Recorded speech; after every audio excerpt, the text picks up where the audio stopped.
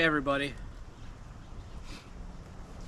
this is going to be one of the hardest videos that I've ever made, likely in my entire lifetime. It's always very hard anytime you lose a family member. No matter how many times or anything, the grieving process is different for everyone. I'm going to apologize in advance to all of you if I get emotional during this message, during this video. But I thought it was important that each of our followers, our fans, what we consider family, are aware of this situation. It's my hope of us sharing these personal stories, these personal tragedies.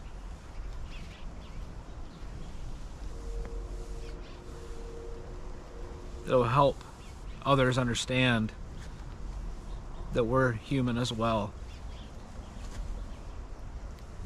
And sometimes it just feels better to talk about it. If you're new to the channel, I apologize if this is the first video you've came across.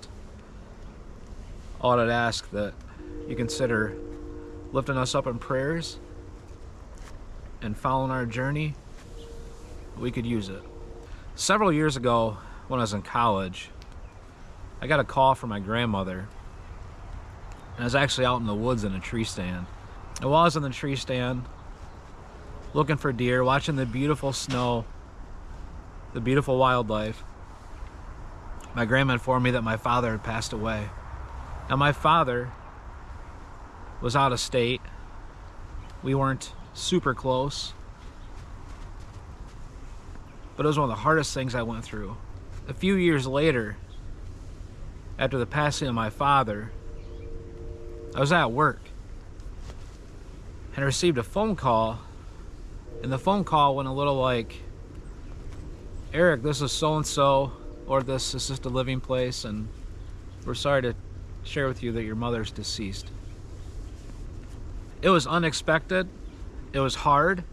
My mother and I were best friends. Call me a mother's boy or whatever you want to call it, but her and I were close. It was unexpected, and I still suffer from that to this day. Over the last couple years, a lot of you that have been following our journey know that we have some pets. And over the last couple years, Max, who's one of our older golden doodles, developed diabetes. About 3 weeks ago, my wife took Max to the groomer to get his hair cut. And when she took him, he's always excited. She went and picked him up, and the groomer shared with my wife that it looked like there's some bruising underneath by his belly. We called the vet right away once she got back to the house. Remember this part of the video where a groomer told us that there's something wrong with Max. So we took Max into a vet in Battle Creek, Michigan. They basically shared with us it was a little bruising is all it was. There's no fluid, and he's had a couple lumps on his throat and on his stomach. And they said they're not cancerous, don't worry about it. You know, and Jessica's like, "Well, what's going on? Like, he's not doing well, he doesn't act like he wants to eat." And they're like, "Don't worry about it, he's fine." Their exact words, I think, were something along the lines of, "He's just a weird dog." So she questioned a little further and said, "Well, can you at least do an ultrasound and check on the stomach area, just to make sure that big one on the stomach is nothing of concern?" And they said, "Sure, yeah, we'll do that." So they took an ultrasound, checked it out. Everything was fine. They said it was not cancerous, you know, nothing to be really alarmed about. So Jessica explained again to the vet, like, "Look, the dog's not eating real well. He's just kind of tired. What's going on?" So they did some blood work. There wasn't anything abnormal, they said. And so, just a weird dog. So she brought him home, told me about it. It's like, well, they're the veterinarians. They're the ones with the experience. I guess we got to take their word for it. They're smarter than what I would be. 2 days later, no matter what we tried, we could not get Max to really eat. We tried, keep in mind he's diabetic, so we got to be careful on his diet. We checked his insulin, we did all that stuff. He just would not eat. So what we did is we tried everything. We warmed up stuff, thought maybe his teeth were hurting, and we just didn't know what to do. So it was on a Saturday. Jessica called the vet back and was like, look, he is not eating. We need to get him in right away.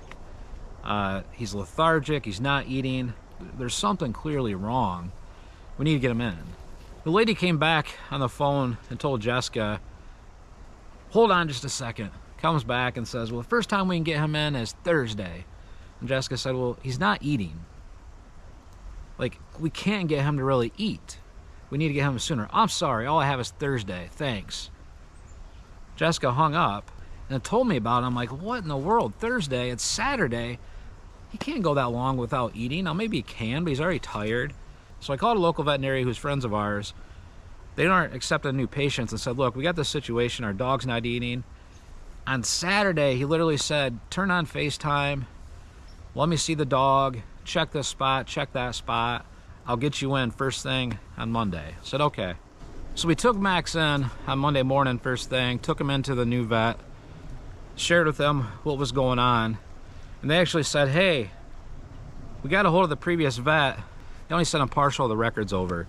Luckily, Jessica keeps records of everything. She brought those with us. So we gave him the records.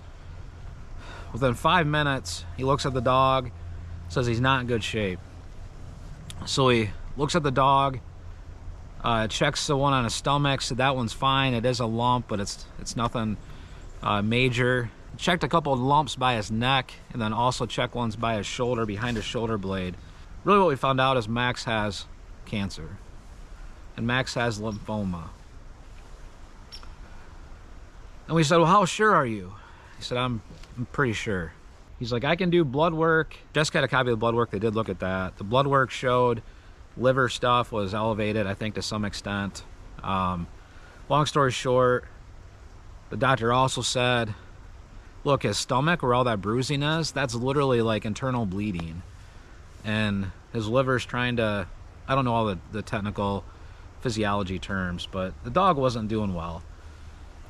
We said, well, this is so strange. Like, we've been taking him to this other vet in Battle Creek for months or years. And they're just like, he's a weird dog.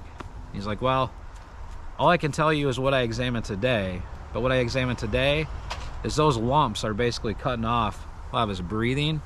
And he's only probably got a little while left.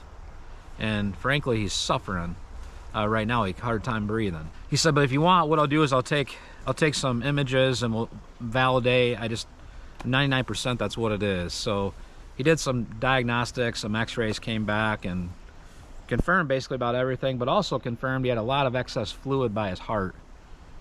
And all I can think is, why didn't the previous vet get us in sooner? Jessica literally said, why is this lady such a literally, our dog is sick and dying. And I just don't, there's no compassion. Some of these veterinarians,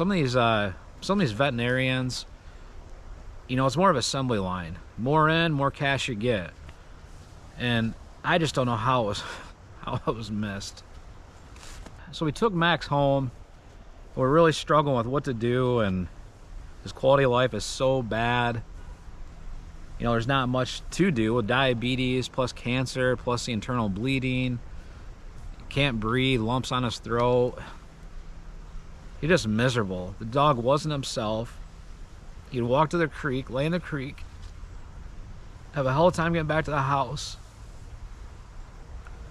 You would talk to him, he knew who you were, but he'd always greet you at the door. He wouldn't even greet us anymore. So we struggled with, what do? We don't want the dog to suffer. And all we could think of is, Max is such a family dog. Big dog, but a lap dog. You guys probably remember him from our streams. He was always the one that would just sit there and crunch on the pig ears, and always so lovey. You literally will not find a better dog than Max, ever. Well, they continued to struggle that night. The kids had school in the morning, and so we all spent time saying our goodbyes to Max. We even actually could not get him to eat anything. He could barely walk. We went to the local McDonald's and got him some ice cream. After showing it to him a few times, he finally ate that ice cream like it was the best thing ever. Max always slept with us in the room, so the boys joined us, slept with him. And literally, Max laid with Lawson all night, and he had never done that. We woke up the next morning. Max was even worse. And the kids spent their time saying goodbyes. I went with him to school, and Griff was even acting weird, and Griff sat next to Max in the van, and Max literally couldn't sit up. So we dropped the boys off. They said their goodbyes. Then we made our way to the vet. The vet was very comforting with our family. This is so hard to sit here and share this with all of you, but you guys are a part of us as well. And we owe it to you, as our dogs are a big part of our channel, a big part of our love to all of you and your love to us. So Jessica and I couldn't do anything but sit and hold Max tight in a comfortable location on a beautiful blanket and just tell him that we love him. And after a period of time, he passed peacefully. We are absolutely crushed. There's some people out there who will say it's just a pet. No, it's not. It's a family member. And Max is the best dog anyone could ever ask for. I would never, ever recommend anyone to go back to the specific vet that we went to in Battle Creek, Michigan. But we can always say, what if? Max is in a better spot, a better place. We will love him forever. Do us a favor, spend time with your loved ones. Give them a call your friends. Check in on people during the holiday season. And not just the holiday season, all the time. It's our hope you will continue to pray for our family, for good health, good spirits, as we journey on. I know this isn't a paying it forward video, which is what a lot of you like to see, but I wanted to honor Max, and I felt that I needed to share with all of you, as you're like family.